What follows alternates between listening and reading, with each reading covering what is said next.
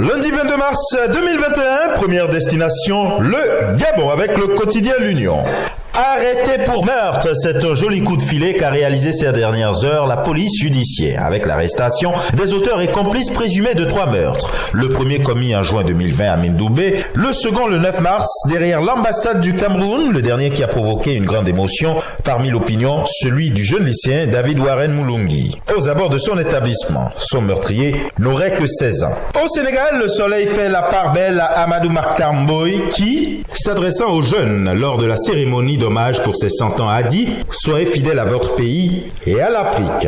Il est question avec Réumi Quotidien d'émeutes après l'arrestation de Sonko. Mamour Cissé fait des révélations jugées explosives selon le journal. Et des émeutes à la violence, le pas est franchi avec Tribune. Grosse bagarre au meeting de remobilisation des troupes à Pikine. Beno bascule dans la violence.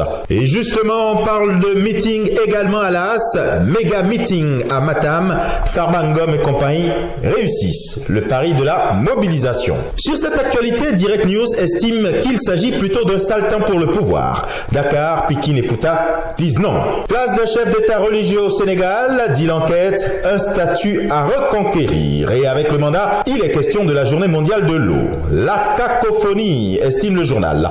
En Côte d'Ivoire, Fraternité Matin revient sur les obsèques du Premier ministre Ahmed Bakayoko. Cérémonie du 7e jour, sacrifice, bénédiction, invocation pour accompagner le défunt. Quant à la famille, elle exprime sa reconnaissance au chef de l'État. Ahmed Bakayoko également avec le Jour Plus. Le journal révèle tout sur son héritage impressionnant et sur ce qui n'a pas été dit sur ses obsèques à Séguéla. Situation sociopolitique, écrit le quotidien d'Abidjan, Abou Cissé prévient. D'autres surprises désagréables sont à venir et il fait des suggestions pour éviter d'autres drames. Événements et décès des personnalités au sommet, Dieu parle à Ouattara et à toute la Côte d'Ivoire, dit le Nouveau Réveil dans sa parution du jour. Et dans sa livraison de ce 22 mars, le patriote dit merci à tous concernant les cérémonies d'hommage à Ahmed Bakayoko. Au Bénin, il est question avec la nation de la lutte contre le Covid-19. Le vaccin Made in Chine disponible. Idem avec la presse du jour qui se fait plus précis. Le Bénin réceptionne 203 000 doses du vaccin Sinovac.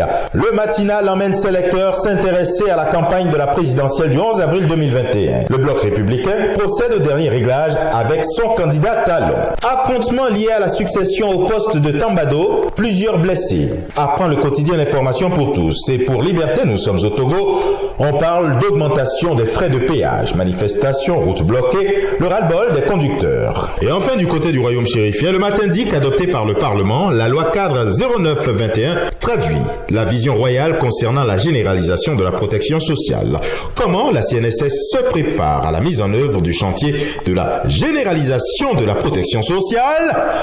Et ce sera tout pour aujourd'hui, mais encore, prudence, vigilance et surtout, n'oubliez pas les gestes barrières. Excellent début de semaine et à demain.